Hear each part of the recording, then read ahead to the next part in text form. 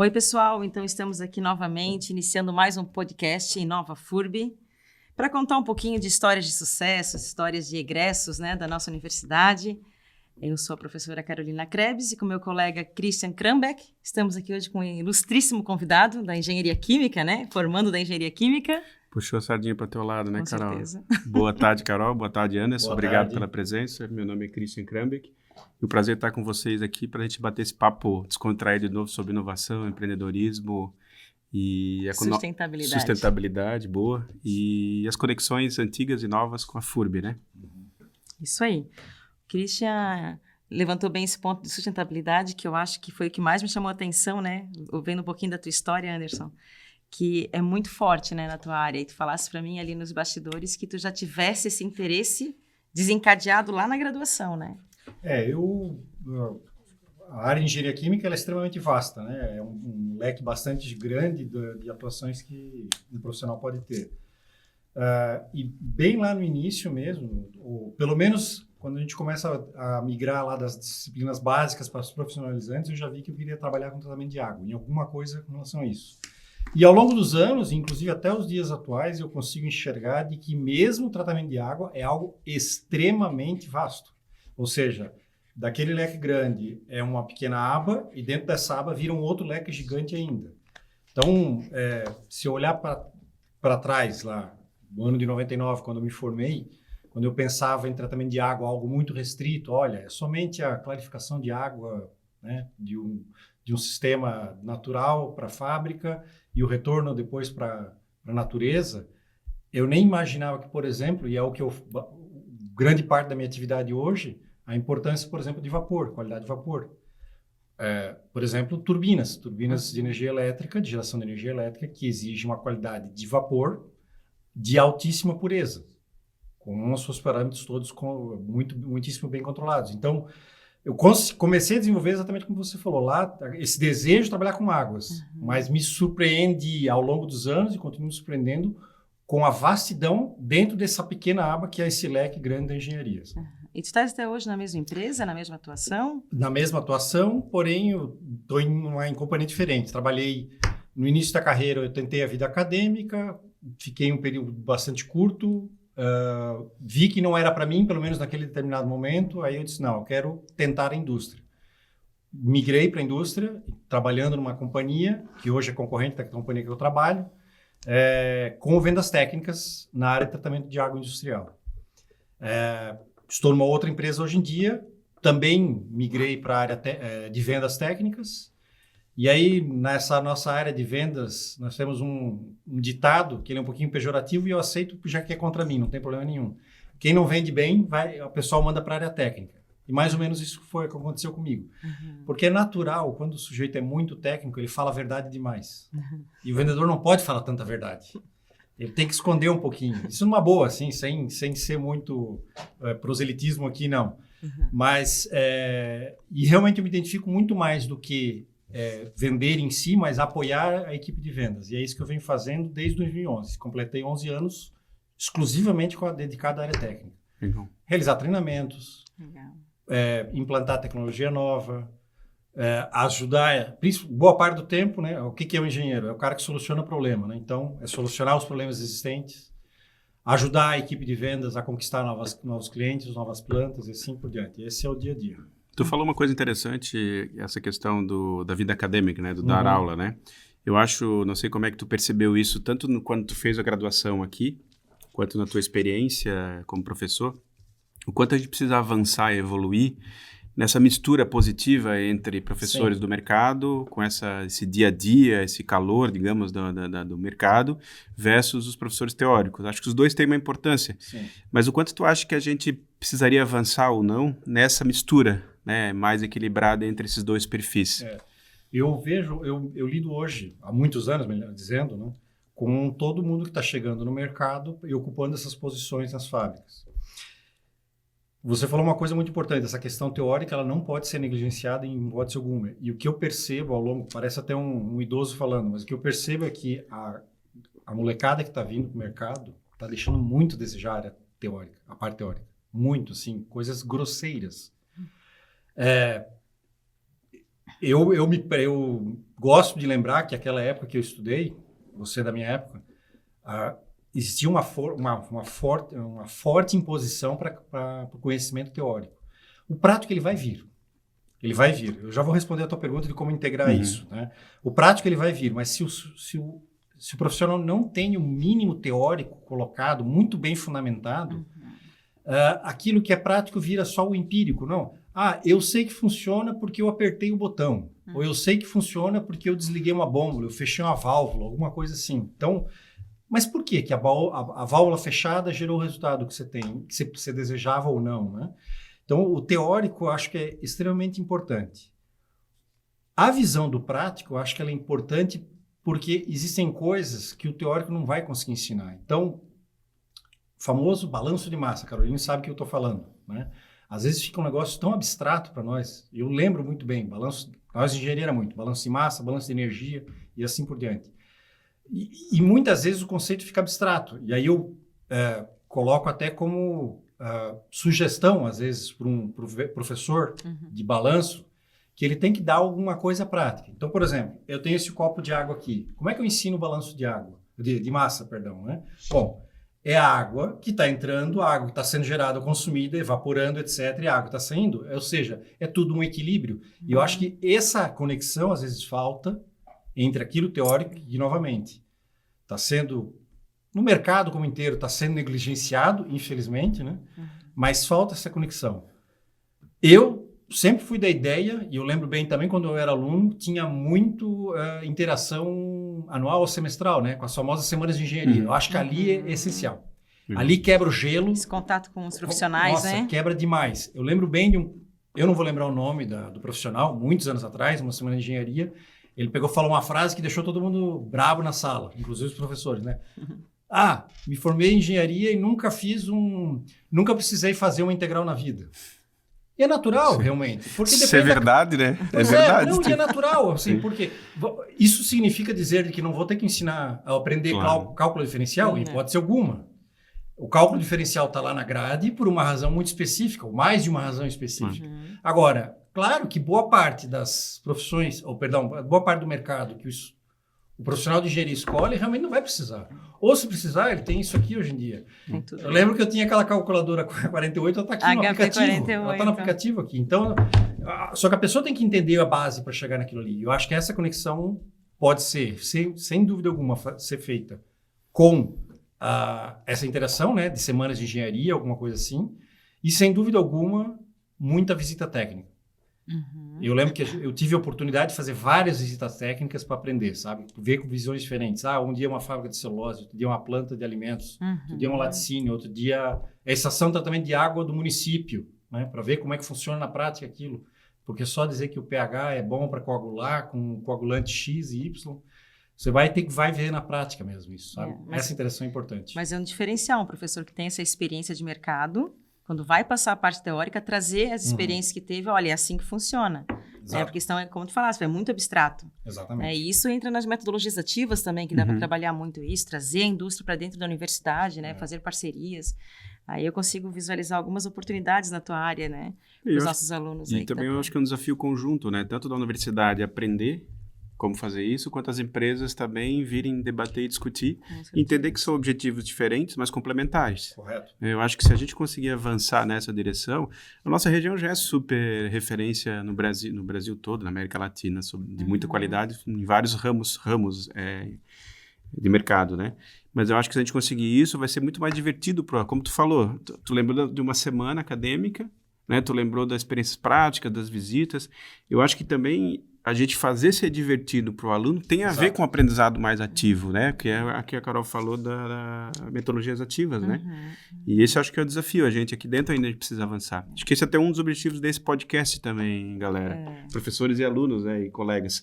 A gente avançar nesse debate do que faz sentido hoje na economia e no processo de aprendizagem, né? Exato.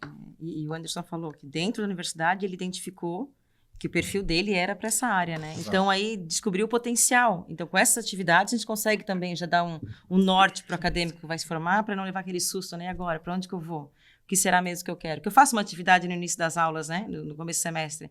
E aí, para onde tu queres ir? Qual a tua intenção? Quando tu entrasse, e aonde que tu te enxergas, né? E aí eles não fazem essa reflexão. Então, durante a graduação é que ele tem que identificar, através de disciplinas, as oportunidades de feiras de inovação, na semana acadêmica, que são atividades que a FURB já oferece justamente para contribuir nessa situação, né? De escolhas, de se identificar. E Anderson, então, tu estava falando antes da questão, me chamou a atenção, né? Na questão de como bifurca, tu vai descendo nas temáticas, né? Água, vapor, como eu posso bifurcar quase infinitamente, né? Como é que dentro da tua profissão, da tua área, tu vê o futuro a curto prazo da tecnologia da água em geral? Porque, assim, é um bem super, super sensível, né? A gente vê o mundo todo quase... O petróleo ainda tem uma importância, né? As energias renováveis, mas a água, muitas vezes, ela não tem o mesmo interesse midiático. Mas talvez ela seja uma das coisas mais importantes de tudo, né? Sim. Como é que tu vê a fronteira daqui para frente dessa tecnologia ou desse desafio nos próximos anos, assim, a partir da tua profissão? Bom, inovações existem em diversas micro-áreas dentro dessa grande área, né? Seja na parte de químicos, equipamentos, processos. Um nome que é muito conhecido nos últimos anos, que a gente ouve falar bastante, tal do grafeno. Eu lendo que, por exemplo, grafeno estuda-se como alternativa às membranas de poliamida para desmineralização de água. Então, por exemplo, transformar a água do mar, água salgada, em água potável com grafeno. Hoje é feito com poliamida. Poliamida tem um custo, porque vem do petróleo. Quem sabe o grafeno, que é reutilizável, possa ser uma interessante. Estamos longe disso, sem dúvida. Vai levar bastante tempo para que isso ocorra, né? O que eu enxergo em tudo é que, tanto para urbano quanto para indústria, vai ser difícil não sair de uma alternativa que seja de reuso de água, o que é absolutamente normal. Falando antes de cervejarias, né, tem aquele caso clássico lá da cervejaria na Inglaterra, que pegou esgoto doméstico, transformou em água potável para poder fazer cerveja, o que é absolutamente normal. Afinal, lá em cima, na Estação Espacial Internacional, não tem estoque de água, né? Aquela água é toda reciclada. Sim. Então, isso vai acontecer. Em algum lugar, em algum momento nós vamos vencer isso. E nós somos nossos filhos e netos, vai ter isso. Ainda que nós tenhamos abundância aqui. Eu enxergo dessa maneira. E é claro, né? Eventualmente tecnologias aí que sejam menos, entre aspas, invasivas, né? Então, existem algumas opções de nível industrial, por exemplo, de desinfecção de água que não leva químico. É usado ultrassom. Claro, que é bom para um grupo muito restrito de aplicação, porque você não pode ter sólidos suspensos e assim por diante. Mas é possível ser usado, então você não adiciona nada. Ou ultravioleta, que já é conhecido de longa data. O problema ainda é o custo, né? Então, há, sem dúvida alguma, muita coisa para ser feita. Você mencionou ali do vapor, né, que é uma grande área de importância que eu atuo. E vapor para alta pressão e geração de energia elétrica, principalmente, né? O nível de cuidado e monitoramento é intenso. Então, a quantidade de sensores online, pH, condutividade, etc., tal, é muito importante. Não sempre acontece, infelizmente, por mais que seja recomendado, mas ele é importantíssimo. E a coisa de pouco tempo atrás, eu vi um grande fabricante mundial de equipamentos conseguiu, por exemplo, fazer um monitoramento online de metal, o que é difícil, não é simples. Porque geralmente você coleta água, leva para o laboratório e faz uma análise. Não, um equipamento online. Então, claro, quem pode pagar por esse investimento, óbvio, né? Mas, sem dúvida alguma, é tudo em...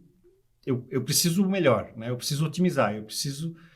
eu vou gastar dinheiro? Vou, mas eu tenho a garantia, porque se eu paro aquela turbina, cada megawatt-hora perdido é dinheiro que eu não faço, que eu não gero, e pior, talvez eu pague lá para o concessionário de energia elétrica, ou para a fábrica em si, fica sem autossustentabilidade de energia e assim por diante. Então, há muita coisa, muita coisa mesmo.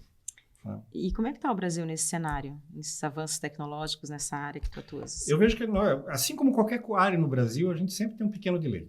Nós sempre temos um pequeno atraso. Então, o que é legal?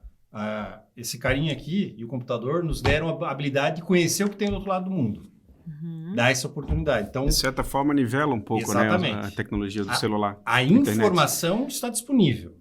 Muitas vezes a implantação ela é difícil de acontecer, por uma série de razões, nunca é por uma única razão.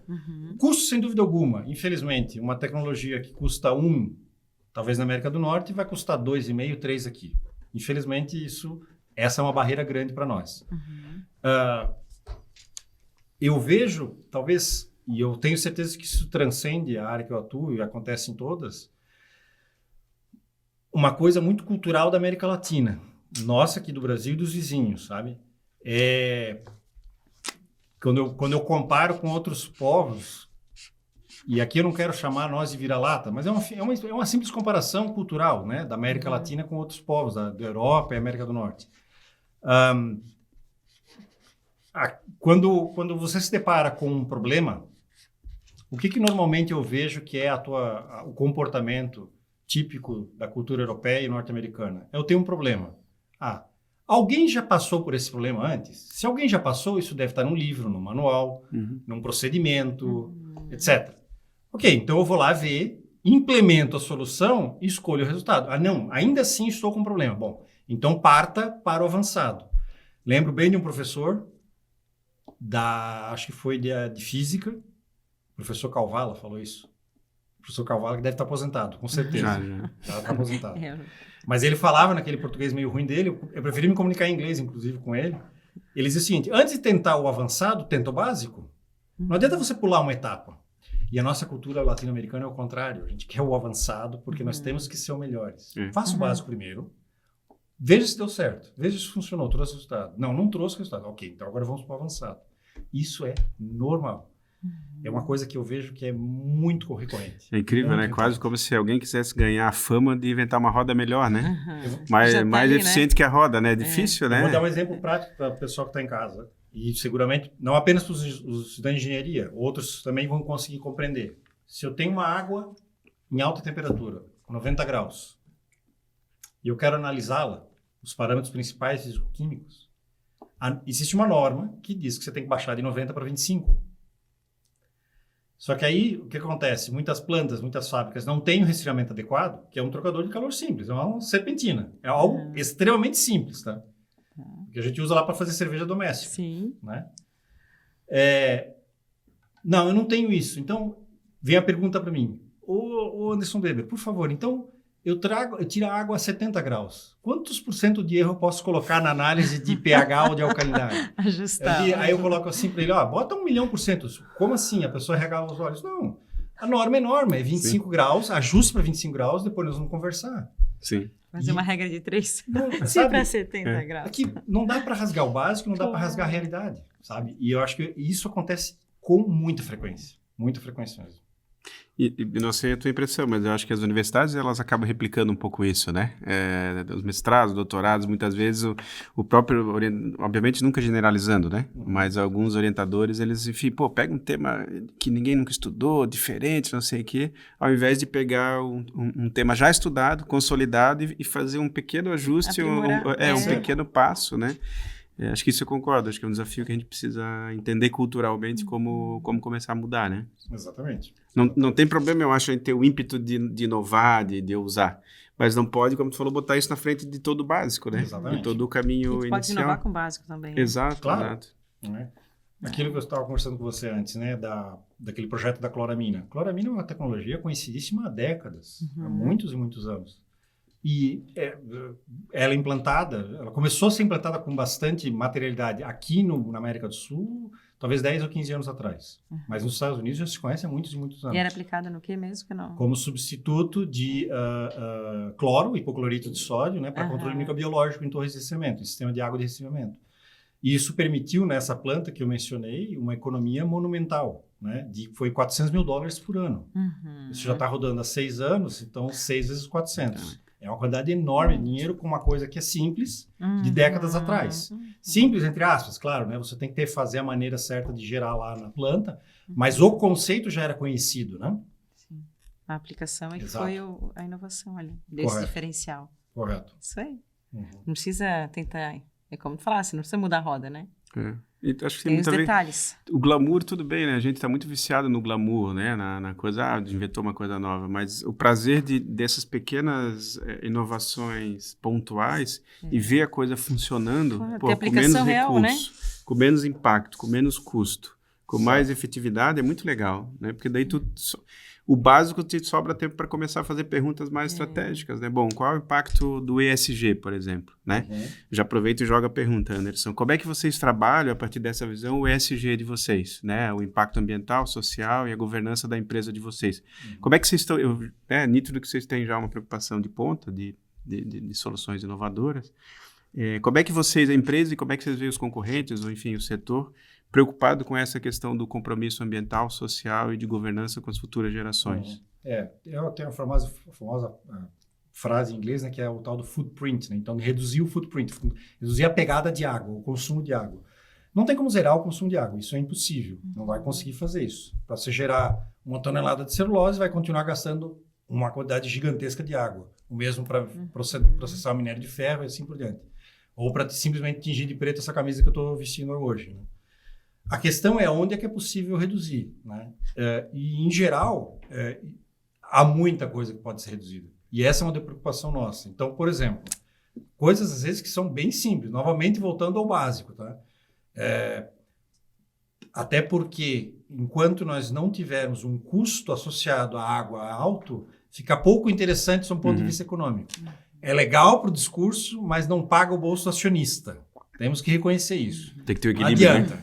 Tem que buscar esse equilíbrio. Exatamente. Né? Então, por exemplo, plantas que tenham estações de desmineralização de água com resina antroquiônica, onde o consumo de água para regenerar essa resina é muito alto. Depois a gente vai botar na legenda aqui a tradução, tá, pessoal? Fica tranquilo. O pessoal de engenharia deve saber o que é isso. Mas, enfim, para regenerar um sistema como esse, a quantidade de água usada é bastante grande, sabe? E às vezes, cronometrar, coisa simples. Cronometrar os tempos. Não, eu fiquei 2 minutos a mais. 2 minutos a mais, numa vazão de 80 metros cúbicos por hora. É só fazer os cálculos no final de 365 dias, dá bastante água. E é muita coisa. Aí, menos água. Então, se é menos água, a bomba que capta a água do rio consome menos energia elétrica. E assim sucessivamente. Desgaste, né? Tudo. Desgaste de peças, de materiais e assim por diante. Então, a palavra-chave é otimização. Para chegar lá na sustentabilidade, sem dúvida alguma, é otimização.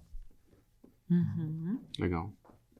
Realmente vai muita água em tudo. Eu estava lembrando que para fazer 1 quilo de manteiga vai 17 mil litros de água potável. 1.000? Sério? Tem que considerar toda a cadeia produtiva, Desde né? da vaquinha no pasto, né? Caraca, E aí eu faço o pessoal mano. pensar, gente, então aquele queijo lá que vocês deixaram estragar, né? A manteiga que deixou embolorar, porque... Vai fazendo um montante aí no final, quanto é que vocês contribuíram para o impacto ambiental, né? Porque E comportamento para tudo, também, né? 1 litro de cerveja também vai muito, pensando toda, né? Cultivo da cevada, malte, tudo. Sim. Porque eu acho que quando a gente fala, o cara separar o lixinho em casa, coisa banal. É banal, mas não é pela aquele volume.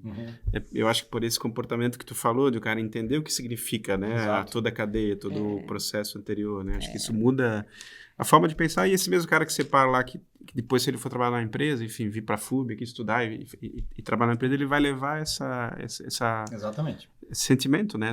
Essa busca, né? E ter a consciência, né? Essa consciência de tudo que está envolvido, né? Não só ver o produto final, né? É isso aí. E água, realmente, não tem muito o que fazer, né? Acho que para a gente sobreviver tem que ter água e tem que pensar nas soluções. Ela está aí, está disponível, né? Uma coisa que eu falo de vez em quando, às vezes quando eu sou convidado para dar alguma palestra, eu falo uma frase que eu deixo todo mundo bravo comigo, né? É mentira aquela história que a água está acabando. Isso não existe. Ela está ficando em pior qualidade, é apenas isso. Né? A água está acabando. Não, tal rio está secando. Ok, mas essa água foi para onde? Ela foi para algum outro lugar do planeta. Então, nós continuamos... Não desaparece, né? Está no sistema, Ela está no planeta ainda. Ela está talvez não disponível naquela região. E por um motivo, inclusive, que ela não está ali, né? Exatamente. Ela foi para outro lugar. Ela foi para outro lugar. E mesmo assim, ela está ali... eu posso ainda transformá-la naquilo que eu quiser. Há um custo que eu vou ter que pagar. Vários colegas meus falam a mesma coisa e deixo lá os paulistanos todos bravos, né? A cidade de São Paulo, para quem conhece, tem 2 rios enormes que poderiam só alimentar a cidade, mas não nas condições que eles estão hoje, o Rio Pinheiros e o Rio Tietê. Mas são rios, principalmente o Tietê, de volume satisfatório. Né? Então, por que não recuperá-los e eles serem a fonte para alimentar a cidade? Imagina o impacto ambiental, paisagístico disso, além da específica, né, cara? E o desafio é sempre isso, né, cara, dos nossos políticos, muitas vezes. Pode ser que leve 10 anos, 15 anos, 20 anos, pode ser, mas se eu não começar, Alguém tem que nunca. iniciar. Exatamente, que é o básico de novo, né? Dar esse Exatamente. passo inicial, né? Exatamente. E, pô, e a gente vê, né? A água, só tem uma coisa melhor que a água, né, galera? Que é a cerveja. Que Da- tem 90% de água, De dependendo água. do estilo. E parece que a Carol falou que rola uma paixão aí também, tua, Olha, pela... eu Não tava sei, é isso, contando, Carol? é isso Sim. aí, né? Sim. Conta pra gente Sim. um pouquinho. Bom, eu sempre gostei de cerveja, obviamente, né? Eu tive a oportunidade, no meu estágio da faculdade, de morar fora do Brasil. Uhum. Então, fiz meu estágio em engenharia, numa empresa de água e esgoto, na época não era na indústria. Qual país, E Anderson? foi para um país que Ah. é conhecido como uma das escolas cervejeiras. Fui morar na Inglaterra, 6 Legal. meses. Uhum. E aí foi quando eu conheci todos aqueles famosos estilos ingleses que nós temos hoje no Brasil e outros que nós não temos ainda, inclusive aqui, disponibilizados.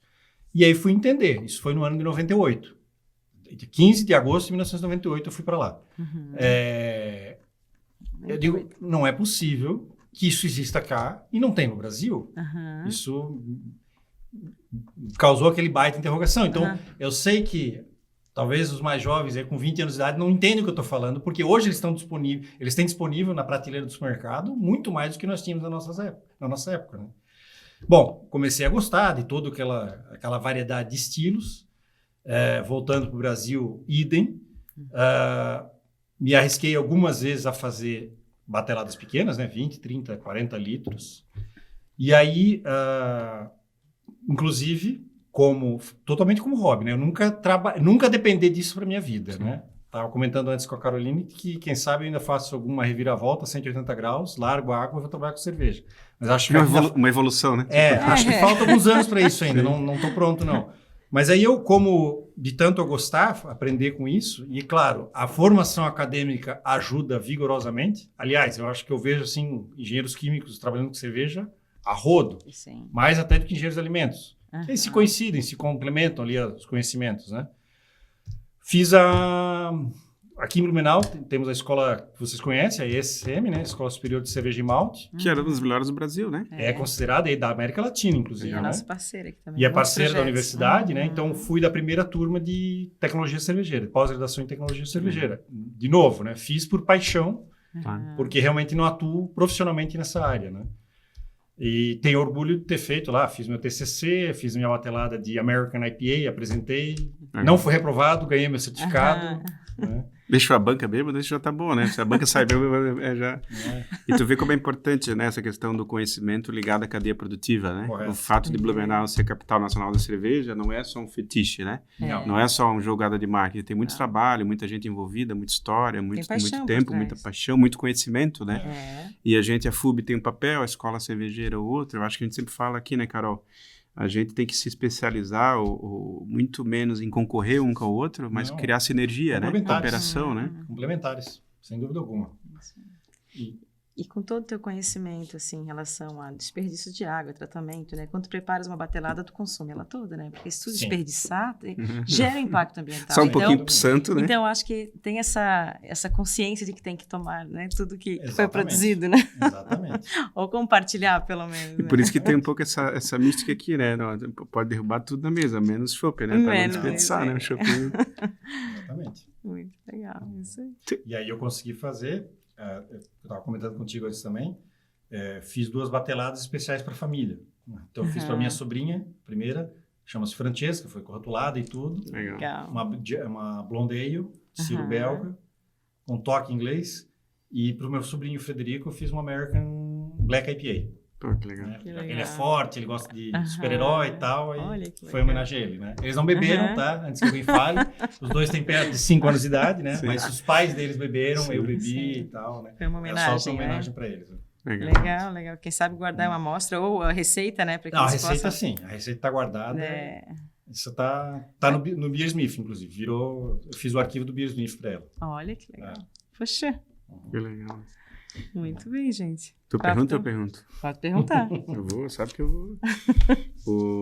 Então, eu ia perguntar, acho que tem a ver um pouco com isso, Anderson. Tu mora em Blumenau hoje. Sim.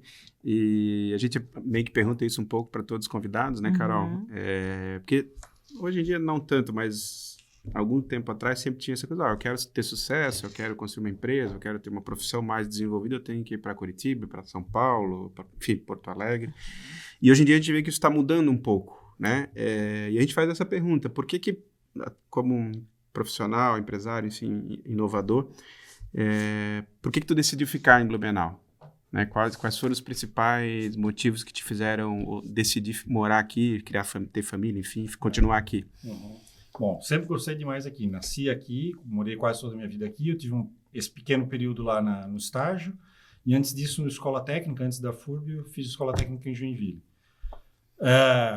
Eu continuo achando que cada dia Blumenau está melhor.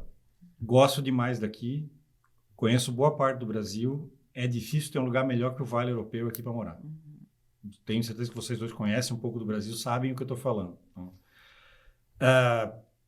eu tenho noção de que se eu tivesse escolhido um outro local, talvez estaria muito melhor. Verdadeiramente, isso pode ter acontecido mesmo. Ninguém tem como saber. Eu não consigo me ver trabalhando, por exemplo, numa cidade que nem São Paulo. Não vou dizer que amanhã não vai acontecer. Mas para quem conhece o que é São Paulo, não parece ser um lugar legal para morar. Eu adoro ir lá para passear, visitar museu, visitar o Mercadão, comer um pastel lá e curtir, mas para moradia, nem pensar. Então, eu acho que Blumenau tem o tamanho certo, não é pequeno, não é nem grande.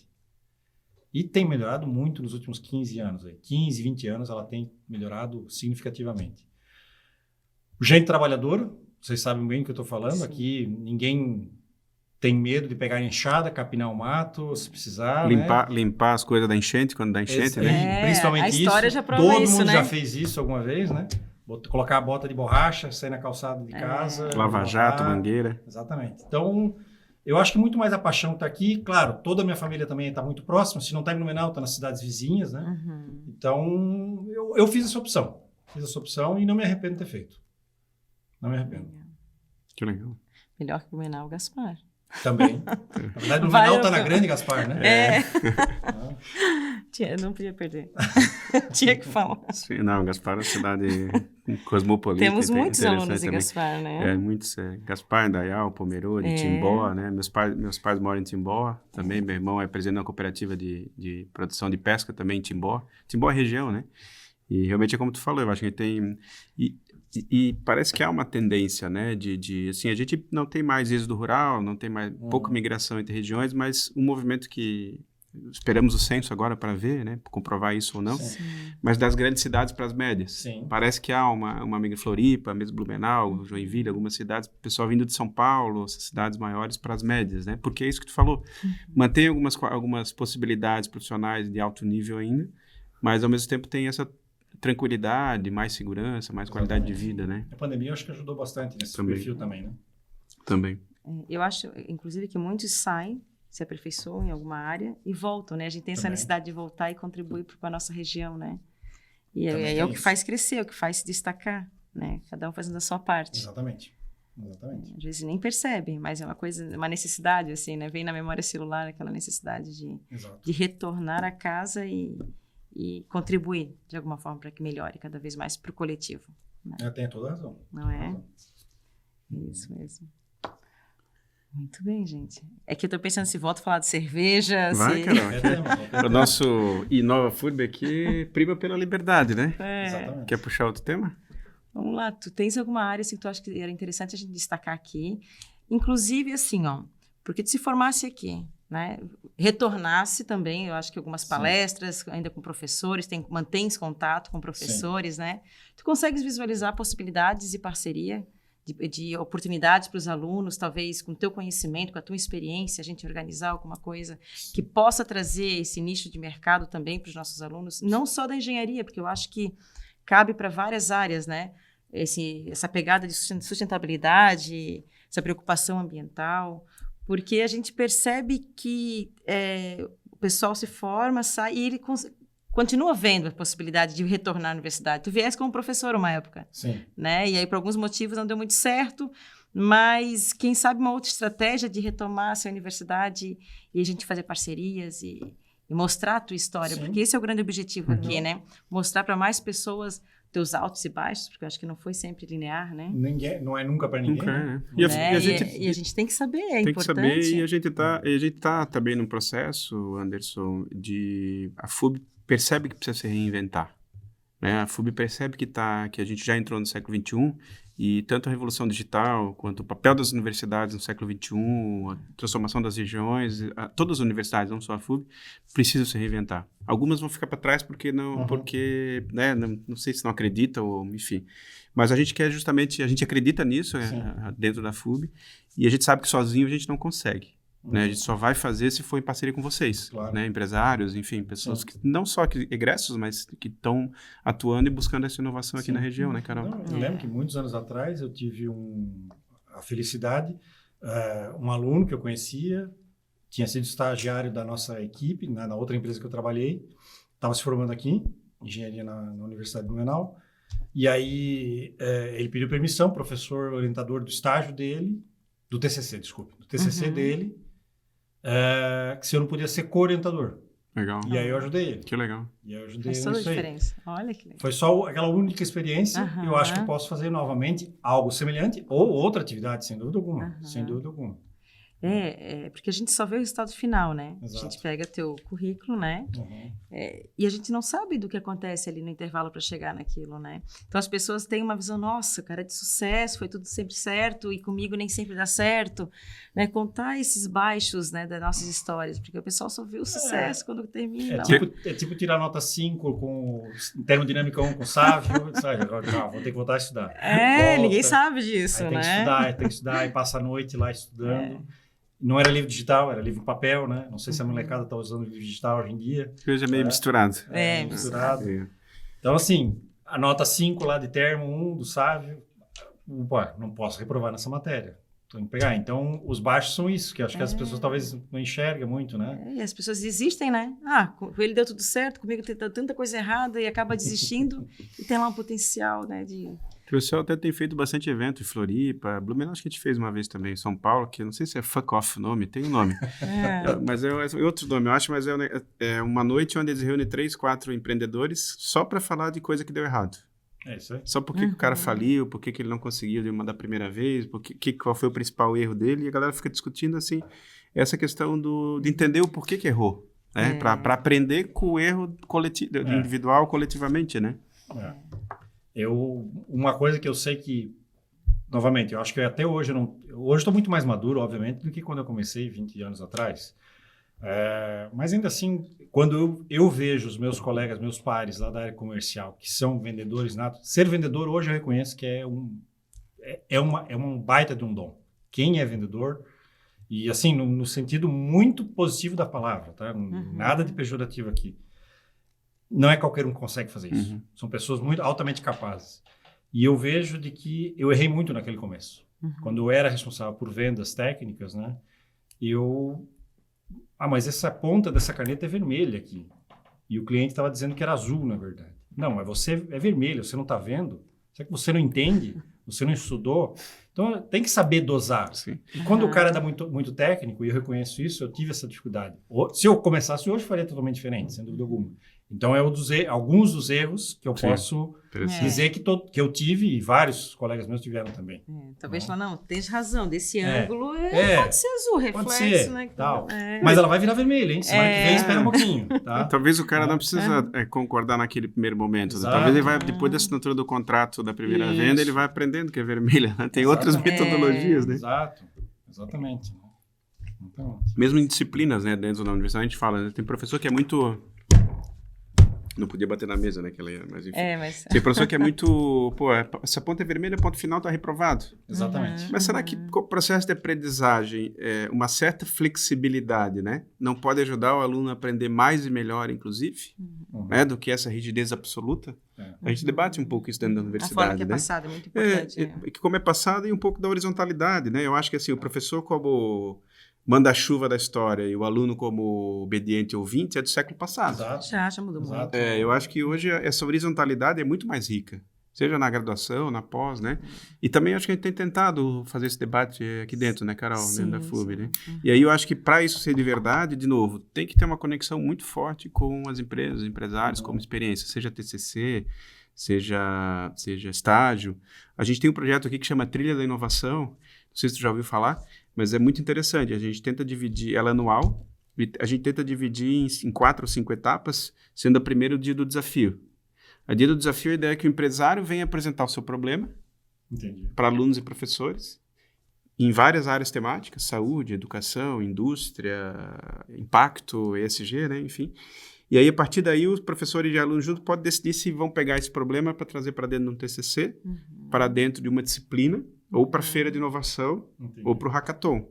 E aí, a ideia é que o empresário que vem apresentar o problema, já está convidado, inclusive, para 2023, Anderson, Ótimo. ele vire um co-orientador, seja do estágio, da disciplina, ou mesmo da startup.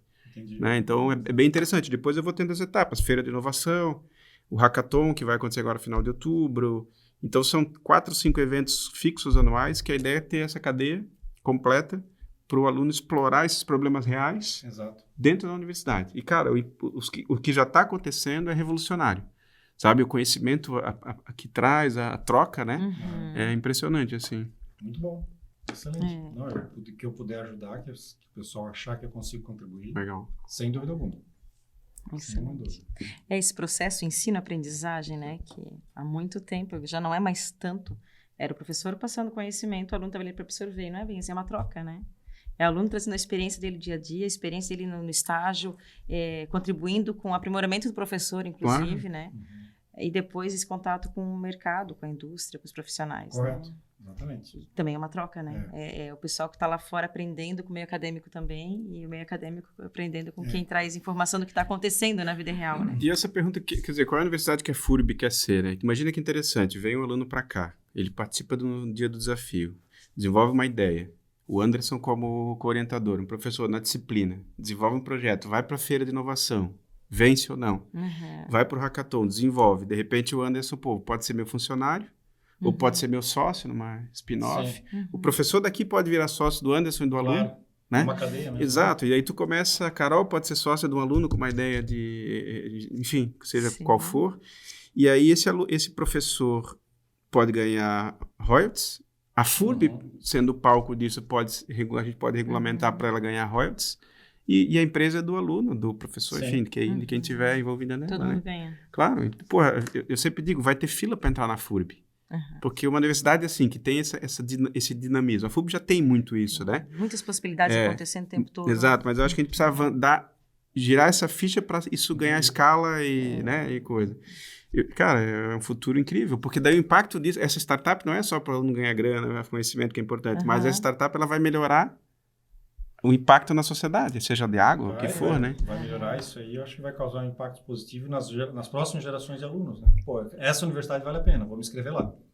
Vou fazer o vestibular lá, fazer o processo seletivo naquela universidade. E a gente vai descobrindo, até formando talentos, né? Sim, claro. Que talvez ficaria adormecido ali se não tivesse tido esses eventos, né? E que delícia que é ver um aluno com uma ideia de startup que pode ser básica, inclusive, resolver um problema básico, um componente da linha de produção lá, e desenvolver um plano de negócio com o pessoal do marketing, com o pessoal do coisa, e discutir, qual é o problema real, né? E aí ele vai aprendendo e vai desenhando isso. E essa geração nova, cara, ela tem essa facilidade. De interdisciplinaridade, transversalidade digital, né? Eu acho que às vezes a gente critica muito as novas gerações, né? Tudo bem, ela nunca vai ser igual à nossa, nem vai ser perfeita. Mas a gente deixa de olhar muitas vezes as qualidades que essa geração tem, né? E às vezes elas substituem outras deficiências que também tem, né? Exato. Claro, né? Que também. E acho que a universidade é essa transição entre esse apoio, né? Esse apoio, exato. Tem isso, o incentivo é importante. Mas nunca, eu reforço, né? Você é aquele tiozão chato de churrasco aqui, né? Nunca deixar a teoria. Nunca. Perfeito. Assim, eu vejo 2 fenômenos que me deixam um pouco preocupados, assim, ao longo dessas gerações que estão chegando, né? Tem gente mais velha que eu que fala, inclusive, que vai trabalhar até morrer de consultor, porque vai de tanto mercado que vai ter, por conta de pessoas não tão preparadas estão chegando. Mas, enfim, eu vejo 2 fenômenos. Esse que eu mencionei, de que eu acho que os novos estão chegando com pouco conhecimento teórico ou assim meio desconectado. Não é que a pessoa não saiba, mas talvez não consegue conectar que o volume do cilindro calcula da mesma forma que calcula um prisma ou alguma coisa assim. E às vezes esse fenômeno que você falou, essa qualidade que eles têm, né, de ser ágil, veloz, Impetuosos. e conectar tudo e tal, é espetacular. Só tomar cuidado, dosar um pouco, porque eu vejo muito jovem, entra como estagiário, ele quer sair diretor. Eles são um pouco impacientes nesse caminho aqui. Esse é o terceiro podcast, tá, pessoal? A gente vai lançar em breve, em novembro. Mas todos eles falaram a mesma coisa. Né? Eu acho boa a interessante ambição. isso. Eu acho a ambição espetacular. Não percam essa ambição.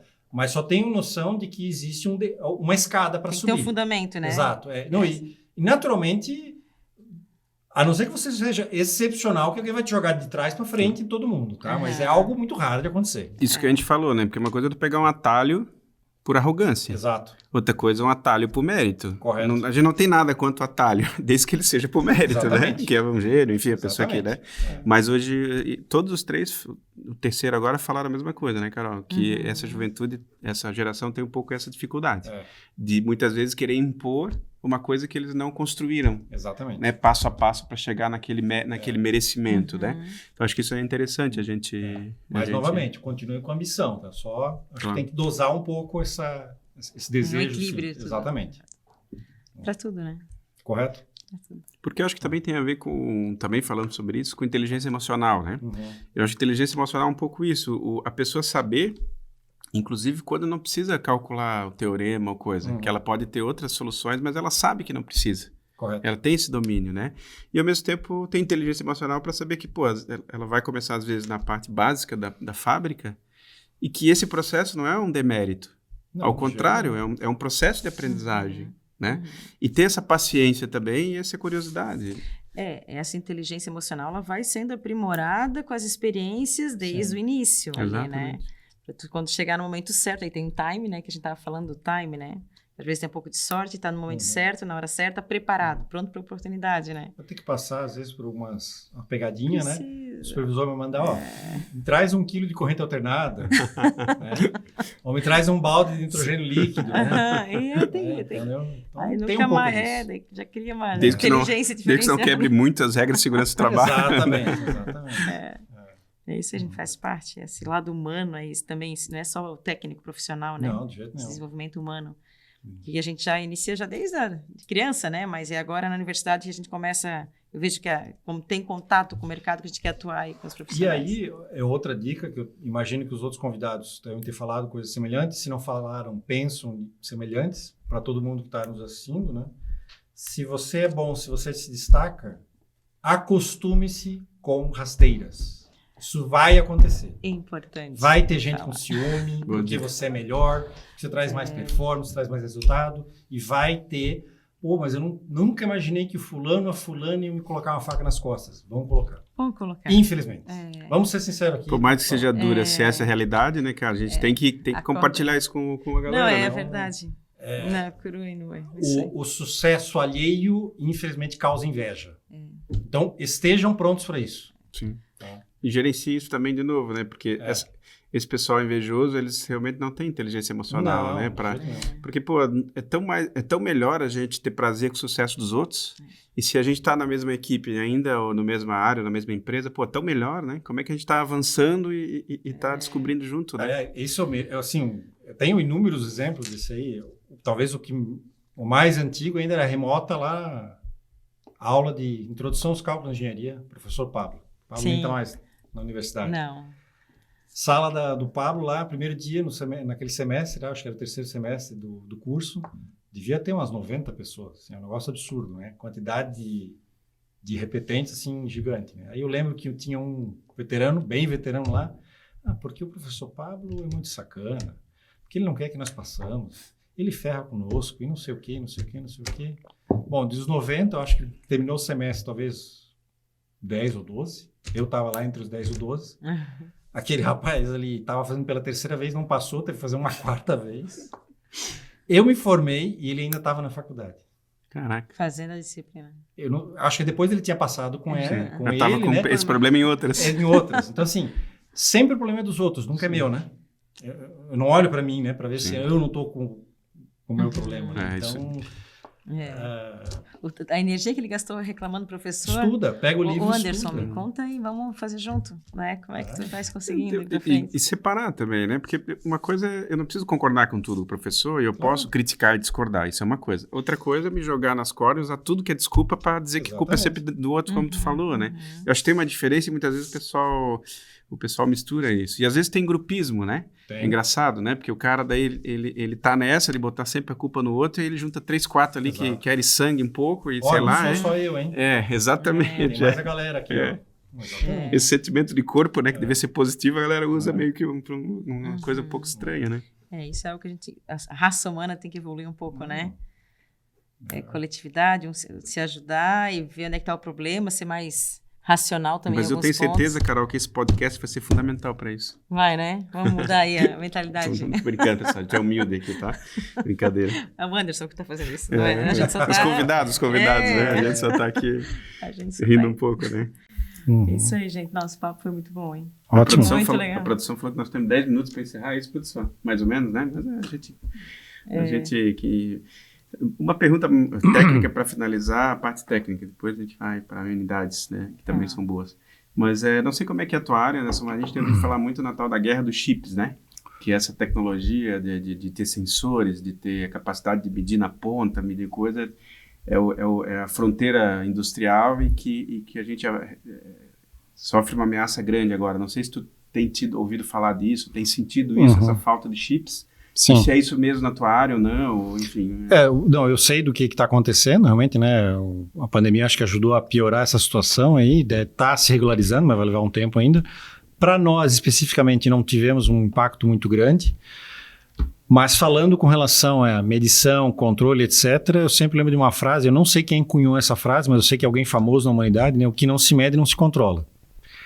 Então, eu preciso controlar o pH dessa água aqui. Põe um pHmetro online. Custa X, custa Y, vai dar tal impacto ou não, né? Então, eu dei um exemplo extremamente simples, pHmetro online se conhece aí há décadas, talvez há mais de 100 anos, não sei.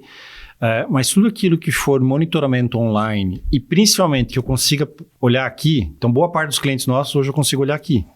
Em férias, na praia, tomando uma caipirinha, eu consigo olhar, né? Ou receber um alarme ou alguma coisa do gênero, né?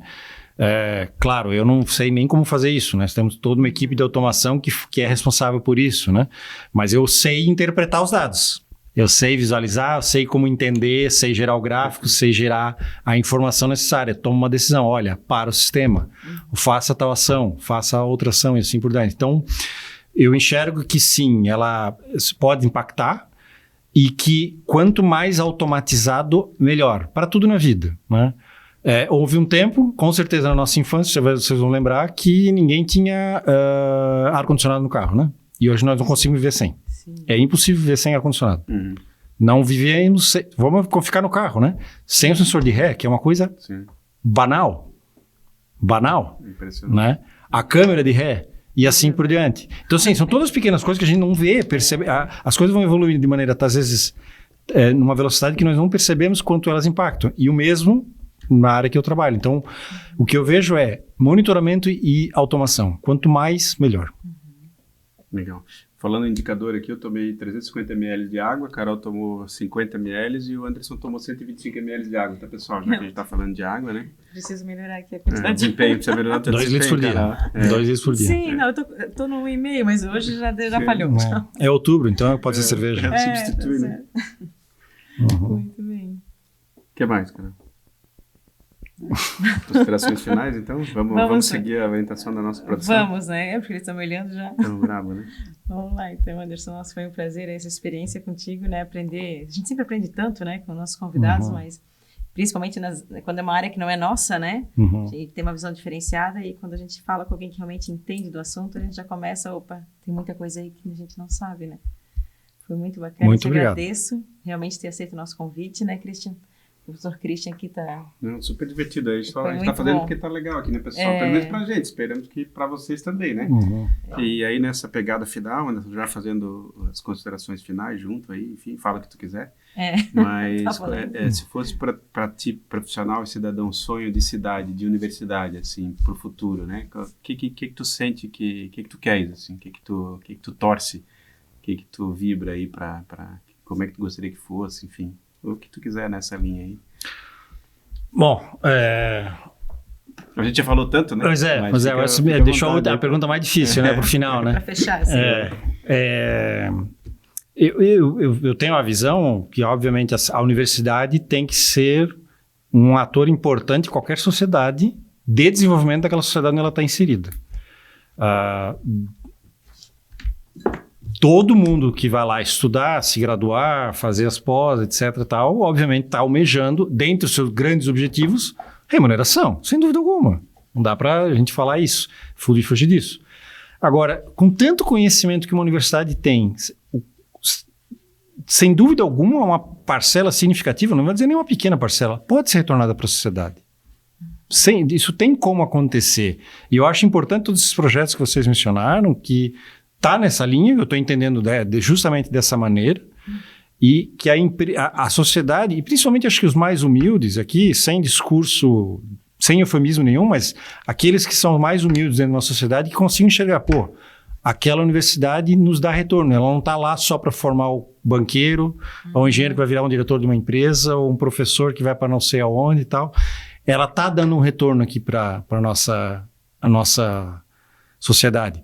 Eu lembro, de novo, vou sempre lembrar das coisas, acho que quando a infância sempre nos marca por várias coisas. E quem passou a infância, como nós todos aqui na região, que passou pelas enchentes, lembra da FURB na sua força, como ela, no acompanhamento das enchentes, né? Das cheias, monitoramento, CEOPS, etc. Então, isso me marcou. Em 83, a grande enchente em Blumenau, 83, 84, eu tinha 7 anos de idade, 7 para 8 anos de idade. Então, isso eu lembro muito bem de escutar. Não existia FURB TV, não existia FURB Rádio, mas nós sabíamos que a FURB, através do projeto CEOPS, nos dava várias informações. Escutava através de outras rádios, vinham os especialistas. Então, isso é uma pequena parcela, né, de tudo que a universidade pode dar. Afinal, universidade vem de universo, certo? Então, é o conhecimento universal, né? Isso, se for possível dividir com quanto mais gente, eu acho que é espetacular. E se eu puder ser uma pequena parcela dessa contribuição, sem dúvida alguma. Eu já faço, para aqueles que alguns já viram, eu sei que a Carolina já tinha visto, né? Eu faço uma pequena introdução disso em meus pequenos vídeos diários. Então eu coloco post lá. Diários não. Com alguma frequência eu coloco uns vídeos lá. No LinkedIn? No LinkedIn, tá? No meu perfil no LinkedIn, quem quiser visitar. Anderson Beber? É Anderson J. Beber, é meu perfil no LinkedIn. Claro, falando da área que eu trabalho, né? De tratamento de água industrial. Né? Se tiverem alguma pergunta, inclusive, eu recebo muita pergunta. E aí eu tento responder. Tu vê que é interessante, né, cara? Que individualmente, hoje em dia, com as mídias, com a revolução digital... Ficou fácil. A gente consegue transmitir tanto conhecimento interessante para tanta gente, né? Que legal. Exatamente. Carol, muito obrigado, né, pela parceria de novo, né? Eu que agradeço. Anderson, foi um prazer, né? Muito Bem obrigado. legal estar aqui contigo, fazer esse debate. A gente está curtindo muito fazer esse podcast e o convite está feito. Para trilha da inovação, para os vários desdobramentos que a gente está pensando, cases FURB aí também, né, Carol? Isso aí, a gente tem os cases, com certeza. Traz os empresários para compartilhar com professores, já diretamente fazer um debate em relação a áreas temáticas, né? Perfeito. E já fica o convite aí, você de casa também, a galera da produção, mais uma vez, obrigado, né? O pessoal apoia aí, a galera de casa, um abraço aí e até o próximo. Até aí, o próximo, gente. Tchau, muito obrigado. Obrigado a todos. Até mais. Valeu.